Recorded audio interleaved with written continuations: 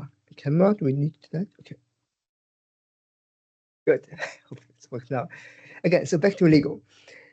So what you can do is you can just take those stones, and if you have some idea for a design, it's very easy to implement the designs, right? You can just, even without really studying this much, you can just put those pieces together and build your own whatever you like.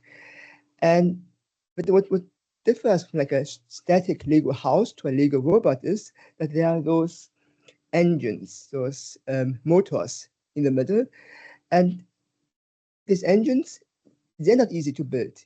They exist, all the Lego robots should have be the same thing in the middle.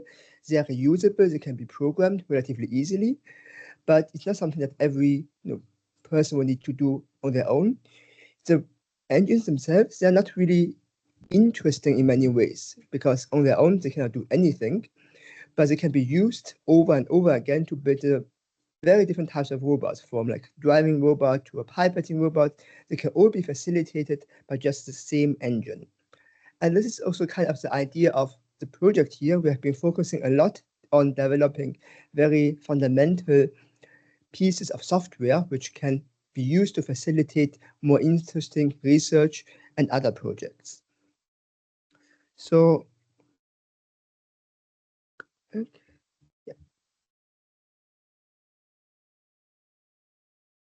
So yeah, I would like to talk about, first and foremost, the database engine that we have developed for genomic data, followed by a more comprehensive piece of software for managing sequencing data. Then a bit differently, talk about challenges to data sharing in our newest ongoing platform, Pathoplexus, and then finally end with some screenshots from our dashboard, GenSpectrum. So just to show you a very brief overview, we have this database engine called LAPIS in Silo. It is used by the software Loculus. Loculus is hosted by Pathoplexus, but also by other projects, for example, our GenSpectrum, and our dashboards. They connect to the database engine to fetch the data. And I'm also going to show the overview at the end. I hope then it will be a bit more clear what all the pieces mean. So to start with Silo and LAPIS, or more generally to start with database engines. Probably most websites, apps that we use have a database engine in the background.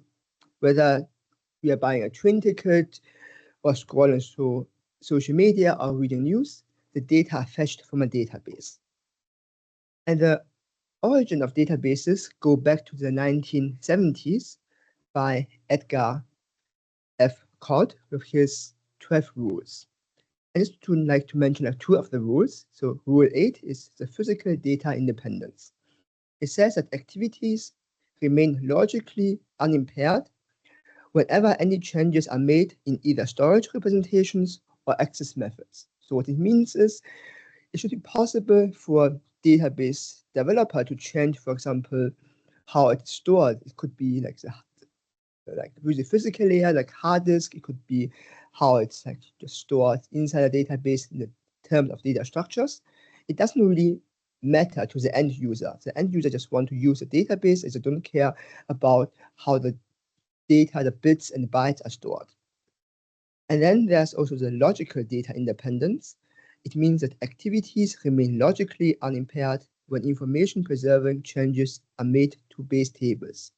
So this idea of we want to separate between what it's called here as base tables and the tables as a logical view on the data.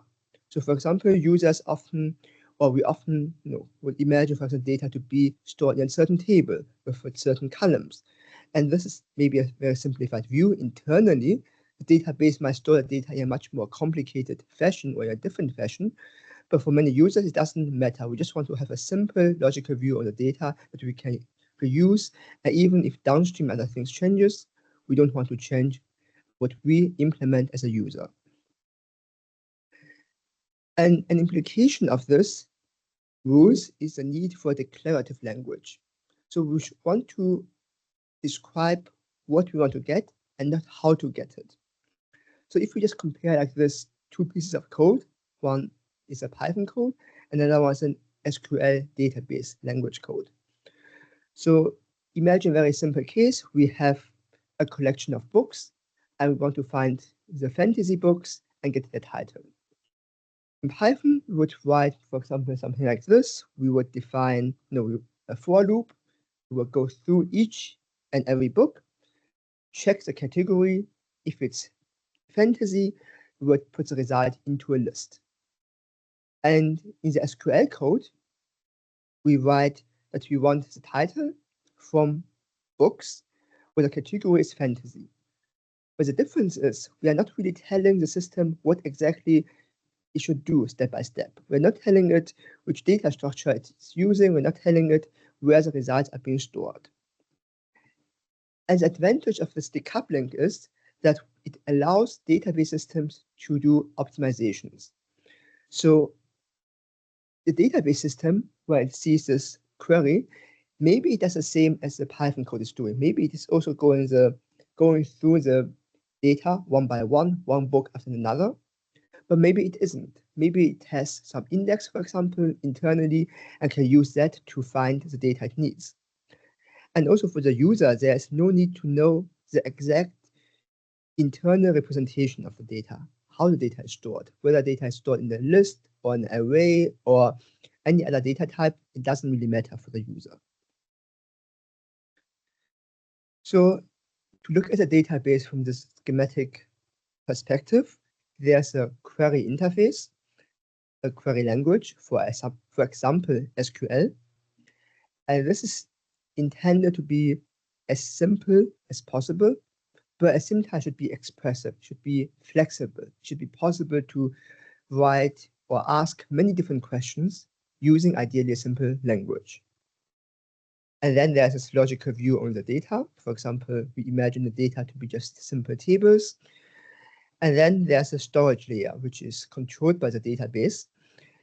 There, we want the data to be stored as efficient as possible, while still being able to access the data and find the relevant data as quickly as possible. And to link this all together, there's the execution engine. And this is usually tightly linked to how the data is stored. And it takes the query in the specified language and then goes to the storage and finds the relevant result. So with this as background, I'd like to ask a question how to model and store genomic sequence alignments.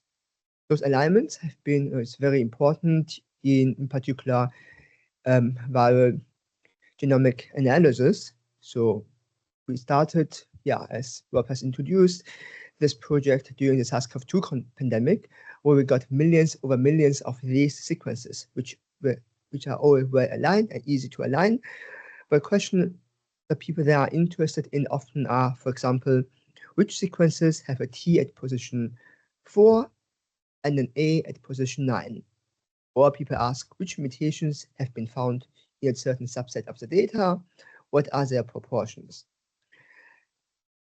So how do we store them in a database? I mean, there are very different types of databases. So there's a relational databases where we imagine everything are stored in tables. And a table is just a collection of different columns or different rows. Everything's really tabular.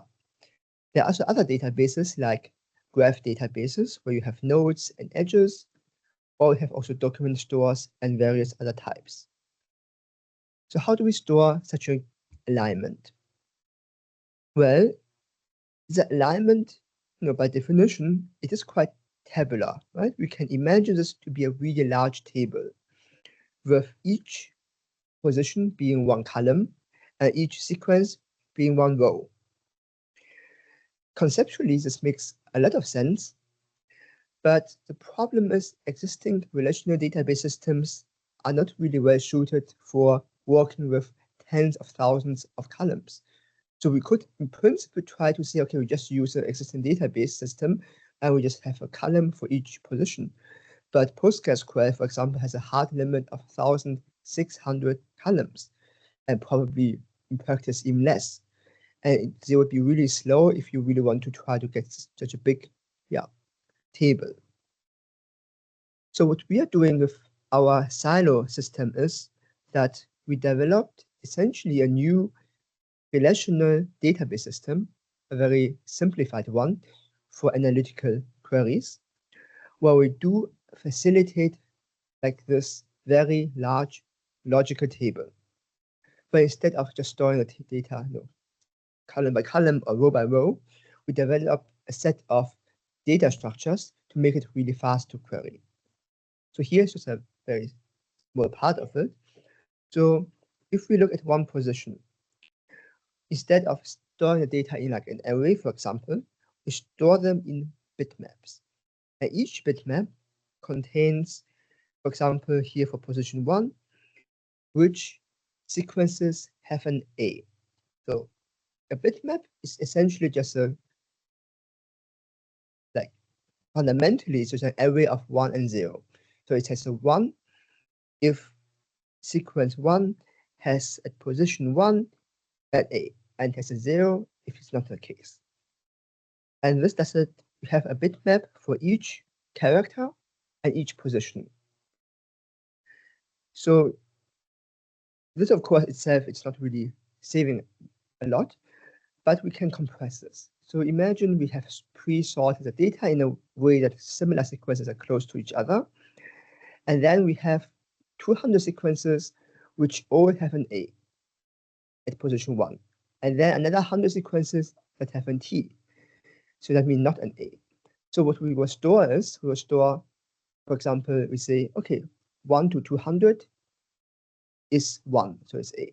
And then from 201 to maybe 300, not an A. So we just have like very easy way to compress these things in just a few bytes. We can store this information. And if people are now interested in finding out, okay, where are the sequences of A at position 4 and T at position 9, we just need to take out those two bitmaps. We can join them, and this is just very, very fast because it's just bitwise operations, and we can get find the sequences that we're interested in. And this has been very simplified description, but my colleague Alexander Tepper, he has been spending most of the last 2 years optimizing this approach. So what Silo solves is an efficient way to store hundreds of gigabytes of sequences and makes them easy to query. But of course, for a practical system, it's not enough to just store the alignment. So we have to store at least some metadata. So we have developed also system to query metadata. So we have, for example, support for the typical data types like string, integer, floating numbers, and dates. And as a particular type, we have also support for lineages, where we assume a hierarchical lineage system. So for example, you can query for all BA2 sequences, including sublineages with certain mutations. And in this case, with sublineages, it means it will also find BG1 because it knows BG1 is a sublineage of BA2 because the database can take a definition file with the structure of the lineage system. Furthermore, we also added support for phylogenetic data because very commonly, if we have sequences, we also infer trees. And a part of the database is not to infer the tree. We assume someone has already inferred the tree and now has this tree, and you can load this tree as a data type into the database. And this allows us to do a number of interesting queries. For example, we can use this to find the most common ancestor of all the sequences with a certain set of mutations. So this allows us to very quickly assess whether something is, for example, very monophyletic, so you just form a clade that has all the mutations, or whether those mutations are at very different places in the tree. We can also look at certain clades and see, whether certain clades or certain mutations inside a clade is growing faster or not. So these are the three types of data we store in our database. And on top of this database, which is, by the way, implemented in C++ because it's really optimized for performance, we implemented a tool which we called LAPIS. And this stands for Lightweight API for Sequences. So you can imagine if you think about Silo and LAPIS together being this engine of a robot, then LAPIS is like the shell and the buttons. It's like how you interact. It's a query language. And Silo is really the electronics and microchips behind it. So LAPIS provides a simple, a stable, and declarative web API to query Silo. Saying that, why do we need this at all in the first place? So a weakness of the system is we don't support SQL at the moment. SQL is probably the most common language for relational databases, but it's also quite complex to implement, so we haven't supported it yet. We hope to eventually get to a stage where you can also use SQL to query the database. But so far, we had to develop our own API, but it's also quite easy to use. So there are a few types of queries. You can use it to get just raw data. So you can use it to download metadata sequences or phylogenies.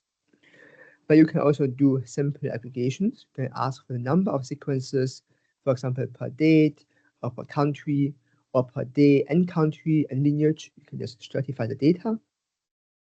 And you can also ask it to get the number and proportions of mutations. And then you can apply the filter by metadata, mutation, clade, or phylogeny.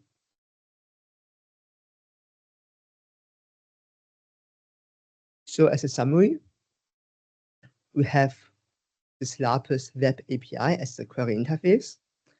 Then logically, there's just one very big table with all the metadata and then the whole sequence alignments. And you can also have multiple sequence alignments. For example, if you have multiple segments, you have them also multiple alignments in there. And then you might also have alignments of the genes, amino acids, but all together it's just one very, very big table.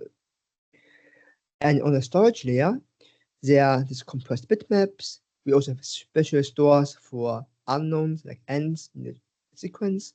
We have a special store for insertions, etc. So this is the very, very core piece of software that we developed. Now, this is very purely technical. The only interfaces are through like web APIs. But we also wanted to then at some point develop a more comprehensive package to manage pathogen sequencing data and to share them. And this is a piece of software we call Loculus. It has a few more features. For example, it supports the whole workflow for uploading data, for uploading metadata files, FASTA files, FASTQ files. It supports this search, and internally it is using LAPIS and Silo for actually performing the search, but it, for example, supports a web interface for doing the search. You can download data. I mean, at the end, you would be downloading data from LAPIS and Silo, but it offers a web interface where you can choose what type of data you want to download. And also it performs versioning. So if you have some data uploaded and you want to revise them, then it will keep the different versions of the data. And looking at it more technically, this is the architecture, which has a few different components. So there's a website or like outside API you can use to interact with the system. So you can, from the website, you can download data, you can upload data. It has user management, so you can create an account. It has some group management, so you can create a group with multiple users. But you can also do everything through the API. So if you want to automate the process, everything is doable. Everything you can do with the website, you can definitely also do with the API. And it's also putting some effort to document it. The data, when you upload them, goes to our backend software, which is going to store them in the PostgreSQL database. And then there's a pathogen-specific processing workflow. So everyone who hosts their own Loculus instance can write a pre-processing pipeline. The pipeline will interact with the backend in a way that it calls the backend and asks the backend for sequences that have not yet been processed. And the backend will return a list of sequence entries which have not been processed. The pipeline can then do whatever it wants. It can process the data, it can perform alignment, lineage calling, checking whether the metadata are well formatted, etc. And then afterwards, it can send the result, the process data, back to the backend.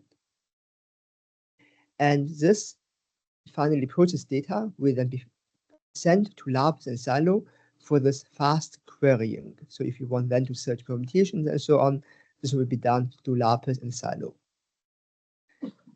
In one of our projects, or yeah, probably also most of our current projects, we use Loculus. We use a pipeline which uses Nextclade. So that means you submit your data, and then we will use Nextclade to determine the lineage. We will use Nextclade to create an alignment, along with some own self-programmed metadata checking. For example, we would verify that countries are among a list of known countries.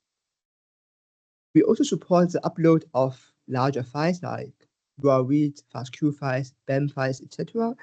And how this works is, if you try to upload, you would upload them to a dedicated file server. It's called S3. And this is also a known protocol, and the advantage is it really supports upload of very large files very efficiently and very reliably. And the pipeline can then also download files from those S3 servers, process them. For example, you can upload FASTQ file. The pipeline can then perform and do the assembly and so on, and then again store the aligned reads, for example, or consensus sequence back in the database. So this is a software that you can use to manage the whole data portal. So if you want to set up your own instance, it's highly customizable thanks to the architecture. So basically the steps for you would be, you would choose the organisms you want to support, define the metadata fields, pick your reference genome, and then either reuse an existing pipeline or develop your own pipeline. And we envision Loculus to be used for very different cases, for example, for global exchange. So I'll get to that in a moment. We developed Pathoplexus as a portal for people around the world to exchange sequencing data for viruses. You can use it for this type of work, but you can also use it for more team and consortium internal data sharing. Then you wouldn't be able to use Pathoplexus, but you can use the same software to develop your own instance and to manage your data. And so I said, we're using it at the moment to power two projects, Pathoplexus and GenSpectrum. We are also in the process of setting up an instance for Swiss wastewater sequences. So we have a small prototype running where you can upload read files, and we want to make it possible to query really millions or hundreds of millions of reads very quickly with our Silo database. So ultimately what this would facilitate is, even if you have, I think we have like 150 million reads, and inside of reads we want to be able to find out how the proportions of certain mutations are in real time, meaning it's not something you can just enter a combination of mutations. It will search those within a second. I can see the results very quickly without then triggering a whole pipeline to find this out. So leveraging Loculus, we have Pathoplexus as an international database for sharing viral genomic sequences. A few facts. So this was launched a bit than a year ago, and we are currently supporting 7 different viruses. And until now, over 7,500 sequences have been submitted through Pathoplexus. What's interesting about Pathoplexus are less the technical aspects, but a few more governance issues, because technically it is using a Loculus software. And you can open pathoplexus.org if you want to see how it actually looks like. But in my presentation, I would like to focus on other aspects. First and foremost, the governance structure. As some of you might know, sharing pathogen sequencing data has not been an easy issue. There are many different projects and efforts to establish a legal and ethical framework. So there are most recently the Pandemic Accord have been trying to establish a framework for sharing pathogen sequencing data. There are also other frameworks like the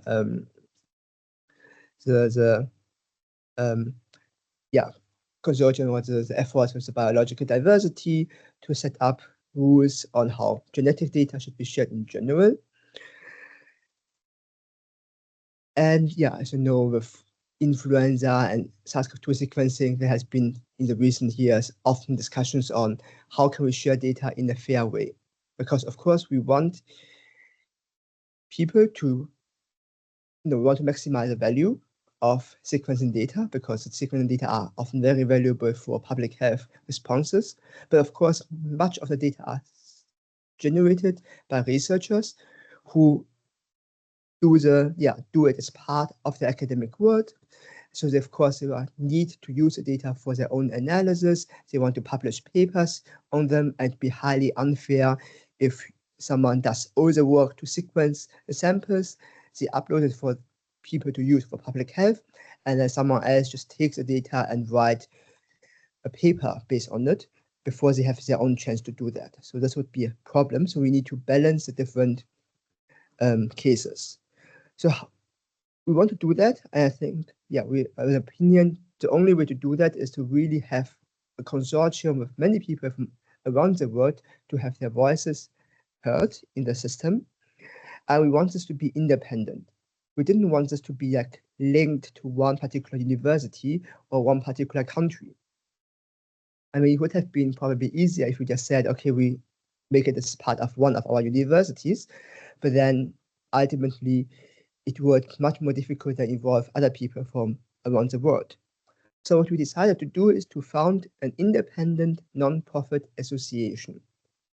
An association means it has members, it has like really human members, not organizations, but we decided we want to have natural people as members of the association.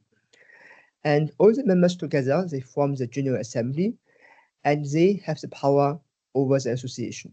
Everyone has one vote, we are all equal, and the General Assembly can decide how the association acts. They can elect the executive board, they can change the statutes, they can change the rules.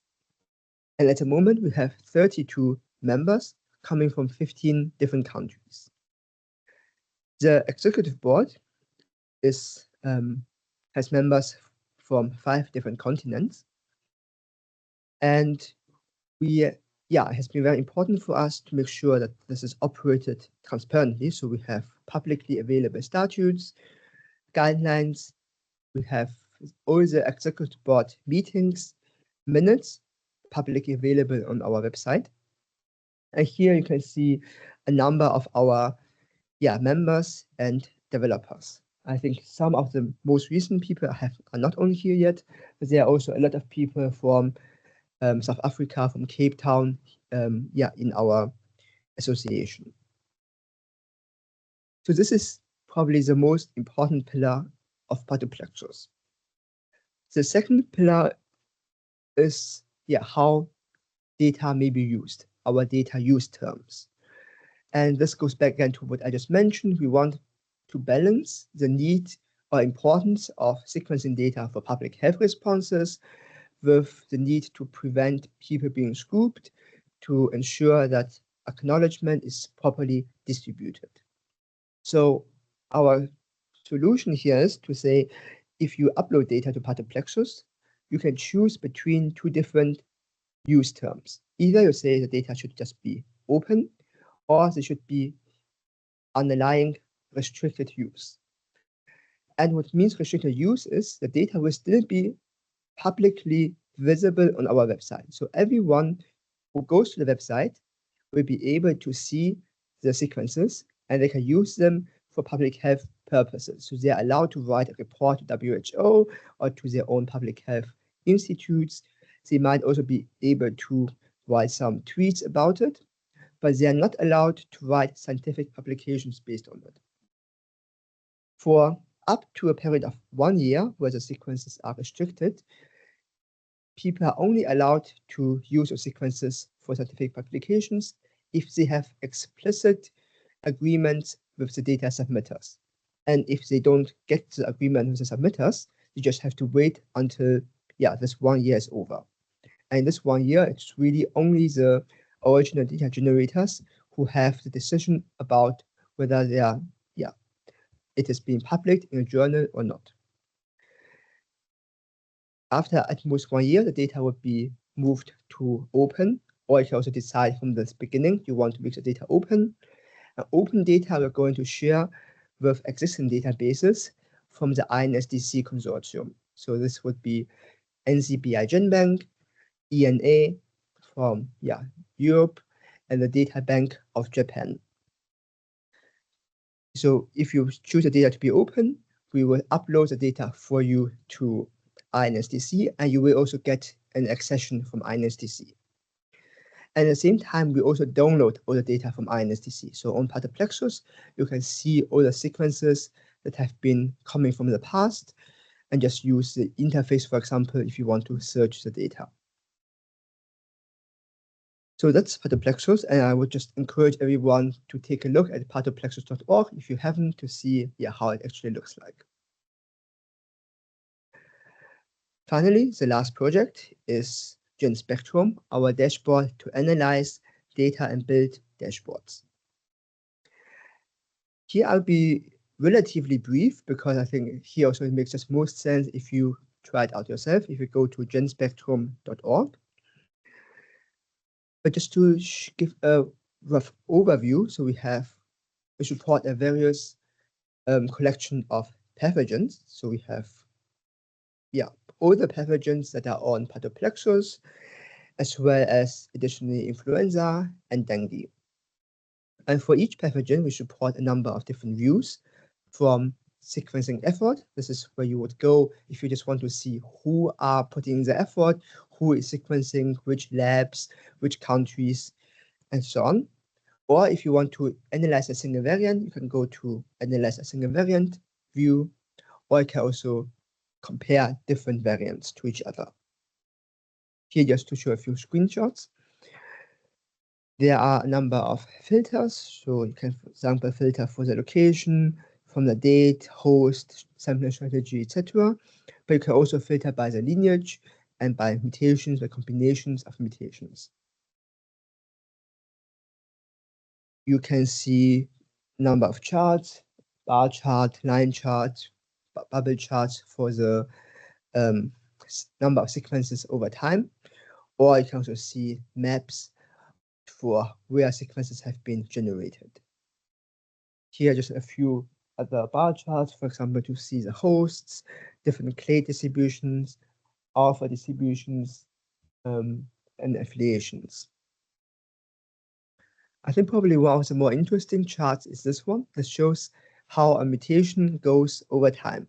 So here, each row is one mutation, and each column is like one time bin. And this is now for 1 year, from 2024, week 42 to today.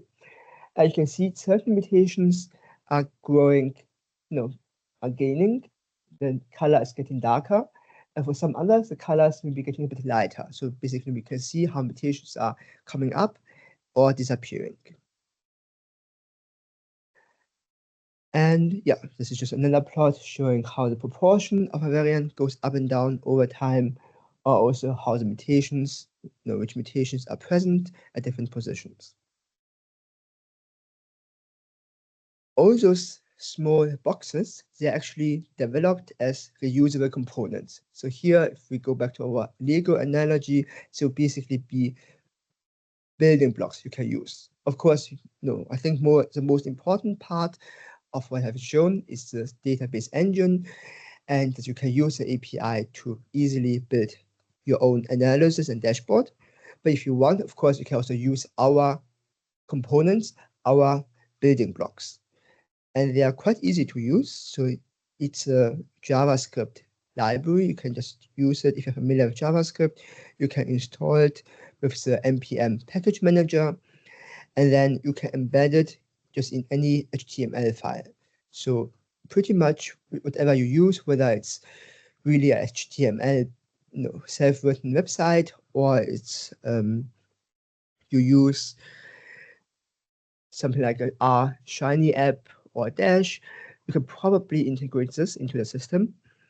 And the magic here is you would provide a link to an existing LAPIS instance. So you would need a LAPIS instance to be set up. You can use either an existing one, for example, one that is hosted by Pathoplexus, or if you have your own data, you would need to first set up your own database. But once it's done, this is easy to use because you can provide the link to this, and then you can specify the type of visualization you want to show. I can find also a list of all the components and documentations at components.genspectrum.org. So with that, just going back to the original overview, I presented the database engine, LAPIS and Silo, which is used in different contexts. Among others, it is now part of the Loculus framework. And we use Loculus at the moment for Pathoplexus to host data from different pathogens like CCHF, Ebola, HMPV, measles, Mpox, RSV, and the West Nile virus. And additionally, we use it to host GenSpectrum for influenza and dengue. We have one experimental instance for wastewater data, and we're also looking for other collaborators to set up further instances. And of course, if you are interested in setting up our own Loculus instance, feel free to reach out. And the dashboard, GenSpectrum dashboards, they just connect to the LAPIS API and fetch the data from there. So coming to the conclusions, in my opinion, it is quite worth to spend some time setting up a fast and flexible database, just like to build this engine for Lego. Of course, most people are not going to need to implement the whole engine, but you can just hopefully use an existing one. But whether you are using something we developed like Silo, or you just use an existing database engine like PostgreSQL or any graph database, I think it's really worth to spend some time to clean the data, make sure the data are put in a very easy and queryable way, and you have an interface to access the data very easily. Because once this is set up, it will be much easier for other analysis going forward, especially if you are a lab of different people working with the same data set. It might be nice just to come together, set up a database that everyone can then use for their analysis, with avoiding everyone is loading data over and over from some CSV files or Excel files. There are still a number of different data types and data sets that we cannot query easily and cannot integrate easily, which are relevant for genomic epidemiology. So one is like the raw reads. We are at the moment we are working on querying raw reads with our Silo database.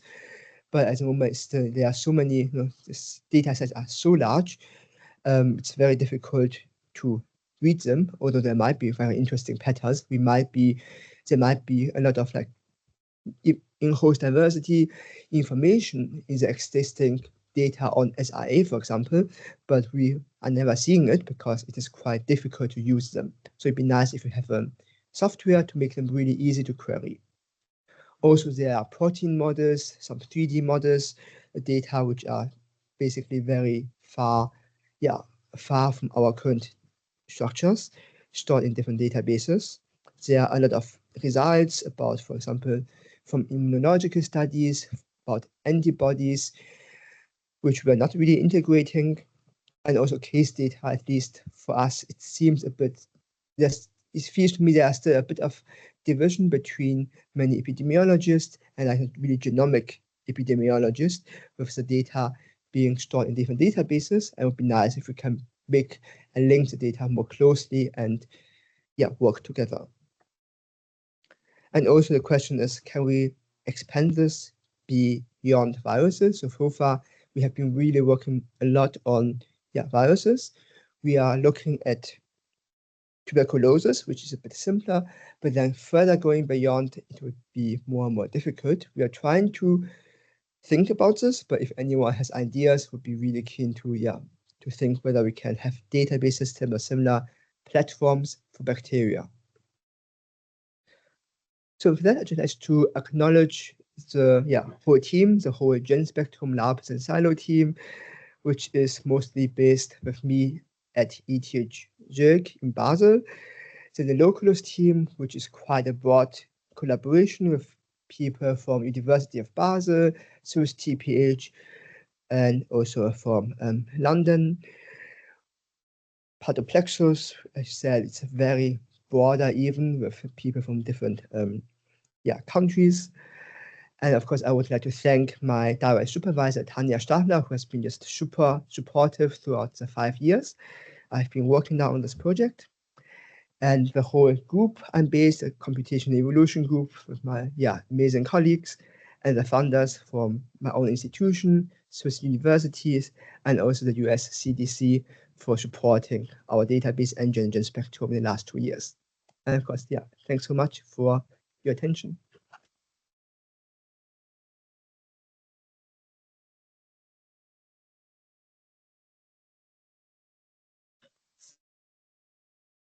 Online, are you going to, or is there any plan to put dengue in Pathoplexus? And that's from Idrissa at IPD in Dakar, Senegal. Dengue certainly has been raised a few times. So it's on our radar, and I assume we are going probably to add it at some point. Generally, our process at the moment is that we want to add those pathogens where we feel there's a need for it. So in particular, if people think, you have data, you would be interested in using Pathoplexus to upload your data, then this would be a good motivation for us to do that. And so if this is the case for some people here, it would be really useful if you just reach out to us. You can reach out to me or to maybe just the executive board directly. And if we get the feedback, okay, there's a need from the community, we will prioritize adding it. Right, Alex. Thank you very much for the talk and for the course. My question is concerning also Pathoplexus. I tried to navigate in the website and I didn't see HIV. I don't know if you have a specific reason of that, or I didn't find when. Also, my second question is that concerning the submission process, we know that classically in NCBI, we have a quality check. If you have a stop codon or something like that, you get back your sequence, and you maybe in sequin, you can try to update your sequence before submitting again. What is the process concerning Pathoplexus? You have a quality check, and also how do you manage that? Thank you. Yeah, of course. Sorry. What was the first question again? I now have the second. HIV. HIV, yes, right. Actually, we haven't really talked much about HIV, and at least I'm personally very unfamiliar with this. From what I get is because it's very sensitive, it's maybe a bit challenging because we don't really want any sequences that are really can be used to identify a person. And I think in the HIV field, probably people would want to be more restrictive and not just share the data too openly. I'm not sure if you know more, if you think Pathoplexus would be useful. I'd be very keen to talk. But at the moment, just for us, we haven't really thought about it because it seemed like something where one need to take more care. With the quality checks. So in general, we have an automated pipeline to check the data, also to look for frame shifts, stop codons, etc. I'm not entirely sure about all the exact details of what we are going to show as a warning or not. In general, we are relatively lenient. So if you upload data, we will check that they align. So that, for example, you're not trying to upload an mpox sequence to RSV. That's we're definitely going to prevent. But if we know, okay, this really is an RSV sequence, we might then show certain warnings, but we are not going to prevent you entirely from uploading because we do want to support like easy way to upload. But afterwards, there are a few things. So there's one is if you use the data, you can filter by a number of quality scores. You can filter, for example, for completeness. You can filter by number of subcodons and so on. So if you want to be sure, if you only want to use sequences that look like correct, then you can use that. There's also the possibility, if you see a sequence that looks weird, to propose a curation. You see, okay, this probably is wrong. You just submit a curation proposal, and then one of the curators will look at it and then discuss with the submitters to then fix it retrospectively.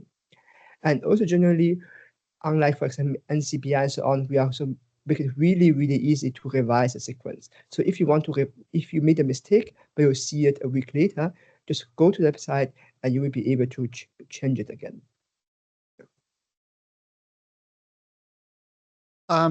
With the silo system, I was wondering what happens if you need to, if your alignment updates. So quite often with some of these pathogens, their automated alignment makes some mistakes and can be improved on. So is it possible to just swap a new alignment into silo if some changes have been made? Yeah, exactly. This is our model, is you would swap the old data set with a new one. If you have your data available, your alignment, then for SARS-CoV-2, for like this over 10 million of data, we need roughly 20 minutes to do the pre-processing. You would do it first, and then the live system will swap the two data sets. So you will recognize, okay, there's a new data set available, and then it will start send for the new requests, use a new data set. And once all the old requests are finished, it will drop the old data set and only use a new data set. Thank you so much, Chaoran, for the talk. It was so organized and simplified. My question is regarding the last point you touched on, which is the intention to expand. What are the challenges to expand such project for bacterial genomic sequencing data? I think big question is the understanding of what would really be needed. So maybe you can correct me, I have better ideas, but so far from our understanding is there are quite a different ways to analyze bacteria data. Like it's just much more diverse. For viruses, there have been now a set of tools that you can use to cover many questions. But for bacteria, some people might look for antimicrobial resistance. Some people build SNP trees. Some people use MLST. So they're just very different questions in different ways. So it's not entirely clear. So for us, first and foremost, what are the things that we would want to put even in a dashboard or in a database? We do hear that people feel that the workflow at the moment takes a lot of time. You need always to download the raw data.